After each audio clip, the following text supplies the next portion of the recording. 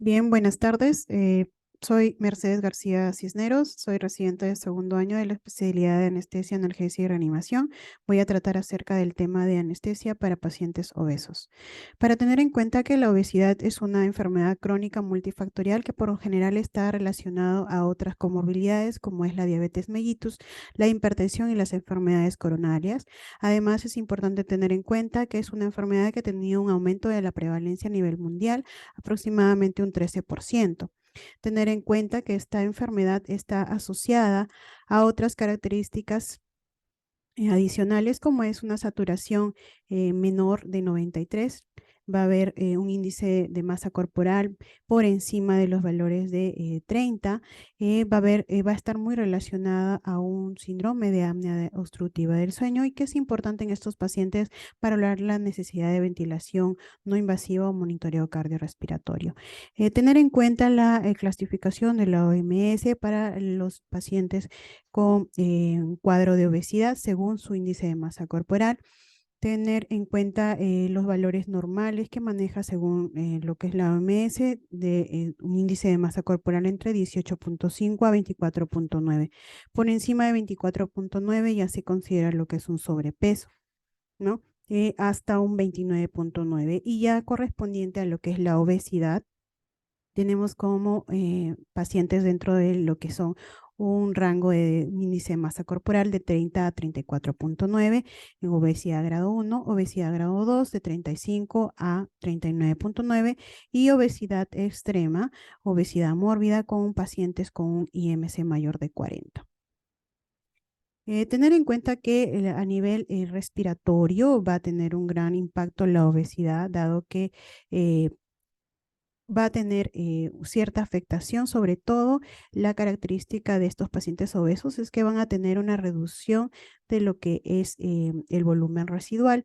Ello sumado a una reducción del tamaño alveolar y la predisposición de estos pacientes a la formación de atelectasias va a ocasionar una disminución de la capacidad residual funcional y de la reserva expiratoria, lo cual repercute a nivel de lo que es la alteración de la relación ventilación-perfusión, alterando o dificultando el intercambio gaseoso.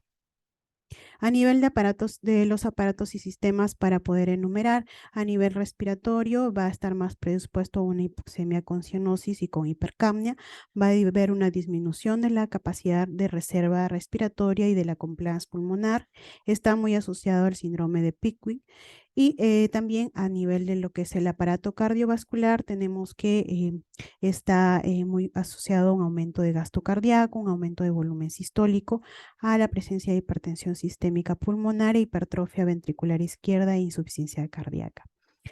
Otras afectaciones también a nivel metabólico son pacientes muy predispuestos a un cuadro de diabetes mellitus tipo 2.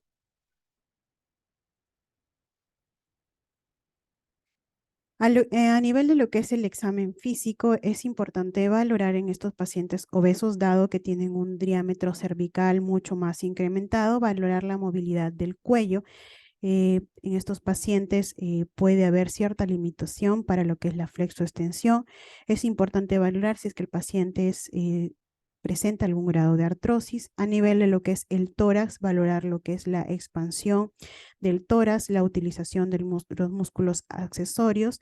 A nivel respiratorio, valorar la expulsión de lo que es el tórax, la tolerancia del paciente al decúbito, dado que algunos pacientes no pueden tener un patrón respiratorio igual que se encontrarán en decúbito dorsal a que se encontrarán a nivel de semisentados, ¿no? Valorar también la obstrucción de la vía aérea en el caso de algunos pacientes muy obesos en los que la lengua se nota mucho más hipertrofiada. A nivel cardiovascular, valorar los ruidos cardíacos, valorar la perfusión distal. A nivel del abdomen, valorar el tamaño del abdomen y el aumento de la presión intraabdominal, lo cual va a repercutir también en el aumento de la presión intratorácica. Valorar la presencia de lesiones en la piel que también puedan obstaculizar el monitoreo no invasivo en estos pacientes y a nivel de las extremidades, evaluar si es que el paciente presenta alguna enfermedad vascular o presencia de edemas. A nivel respiratorio es importante tener en cuenta que el aumento de peso puede repercutir también a nivel de lo que es el volumen de tórax, ocasionando un aumento de la tasa metabólica, del consumo de oxígeno y de la producción de CO2. Lo que es el aumento de la carga del tórax también genera un aumento del trabajo respiratorio, disminución de la distensibilidad y de la compliance, y va a alterar a nivel de lo que es la forma de lo que es la caja torácica en decúbito. A nivel de lo que es la fisiología respiratoria, tener en cuenta que va a haber una disminución de los volúmenes pulmonares, va a haber una disminución principalmente de la reserva respiratoria y de la capacidad residual funcional, va a haber alteración a nivel de lo que es la relación ventilación-perfusión y aumento de los chance. En este gráfico podemos ver justamente la limitación de los pacientes que puede haber a nivel de lo que es la flexoextensión, el aumento justamente de lo que es el diámetro cervical predispone al paciente a tener una intubación difícil. Son pacientes con predictores para intubación difícil. Y esto justamente lo describe en la nomenclatura obese, ¿no? Como vemos en el gráfico. La presencia de barba que también puede predisponer a la intubación difícil, la apertura bucal que esté disminuida y la presencia de la glotis alta. También esto predispone a una intubación difícil. Ello nos indica que justamente en estos pacientes tenemos que tener a la mano todo un kit para poder asistir a la intubación difícil, como es la presencia de una guía, la presencia del laringoscopio, tubos de menor calibre, ¿no? Porque estos pacientes pues justamente están expuestos a estos eventos, ¿no? Además de ello, tener en cuenta la posición en la que se le intuba al paciente, no va a ser una posición semisentado o posición en rampa, lo cual tenemos que tener en cuenta para el momento de la intubación orotraqueal del paciente.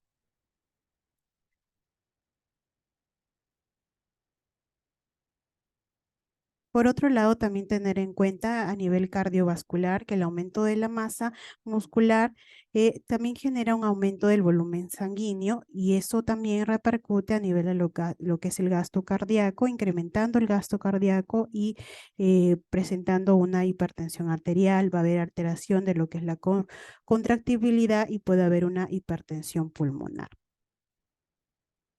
A nivel gastrointestinal, tener en cuenta que estos pacientes están predispuestos a una hernia hiatal, lo cual también puede generar un riesgo de aspiración. Estos pacientes puede haber un aumento de la presión intraabdominal, hay un aumento de lo que es el contenido gástrico y alto riesgo de broncoaspiración a pesar de las horas de ayuno de estos pacientes. A nivel metabólico, tener en cuenta que lo que es la glucosa, va a haber un aumento de ingesta calórica, aumento de la glicemia, van a ser pacientes con un incremento va a haber una intolerancia a los carbohidratos, van a estar muy relacionados a lo que es la diabetes y a nivel de lo que es ácidos grasos también va a haber un aumento de triglicéridos circulantes. Y va a haber más predisposición a cuadros de dislipidemias. Las consideraciones farmacológicas en estos pacientes principalmente que aumenta lo que es el volumen de distribución, hay un aumento de vida media de eliminación, va a haber un aumento de la filtración glomerular, lo cual aumenta la posibilidad de que las drogas no sean transformadas, ¿no? Se queden más tiempo acumuladas a nivel de lo que es el tejido adiposo. Tener en cuenta en los prequirúrgicos que se deben evitar los opioides y la sedación. Tener en cuenta si el paciente presentara alguna alteración cardiovascular, si es que usara bloqueantes H2 o bloqueantes de tipo a nivel cardiológico, lo que son bisoprolol, ¿no? Tener en cuenta ello, si es que también utiliza metoclopramida, si es que el paciente recibe otro tipo de medicación, ¿no? Tener en cuenta también en la evaluación de los preoperatorios, en el EKG si es que ha presentado algún cuadro isquémico, la presencia de arritmias, si es que el paciente tiene alguna prueba de esfuerzo previa o un grado de hipertrofia a nivel cardiovascular. En cuanto al manejo intraoperatorio, con ellos se recomienda siempre que se pueda, dependiendo del tipo de cirugía y la complejidad, optar por la anestesia regional según sea el caso. Tener en cuenta, como ya lo he mencionado, la posición del paciente en caso de una anestesia general, la posición en rampa o semisentada, que es la más indicada para poder realizar la intubación en estos pacientes. Tener en cuenta lo que es el riesgo de úlceras de presión, dado que por el peso incrementado del paciente está sujeto a ello, y el alto riesgo de rhabdomiólisis. En cuanto al momento de la inducción, tener a la mano el equipo de vía aérea difícil, ya que en estos pacientes tienden a desaturar muy rápidamente durante la inducción, por eso es que en algunos casos se prefiere lo que es la intubación en secuencia rápida. ¿No? Se puede ocasionar un colapso de la vía aérea, produciendo una obstrucción de la vía aérea superior, ¿no? Se recomienda, según detalla la literatura, considerar lo que es la intubación despierto, el paciente despierto, y tener a la mano todo el equipo para lo que es esto, la intubación difícil.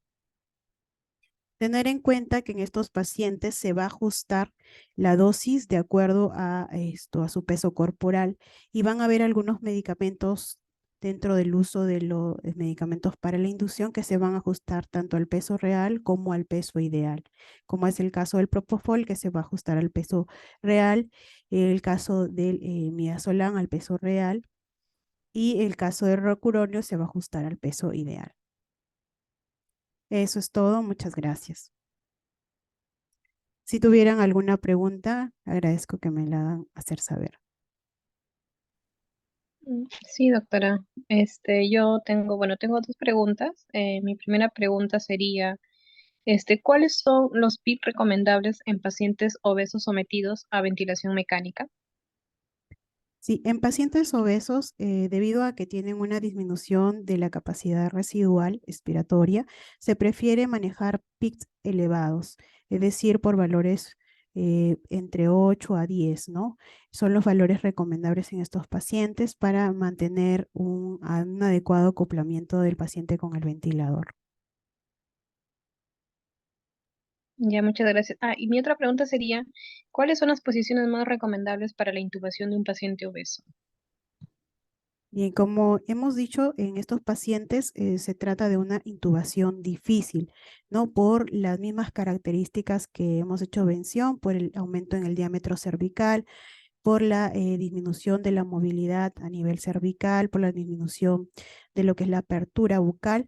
Entonces, en ellos se recomienda realizar una intubación con una posición en rampa o semisentado, y de preferencia optar por una intubación en paciente despierto. Ya, gracias. Muy bien, si no hubiera otra pregunta, les agradezco mucho la atención. Muchas gracias.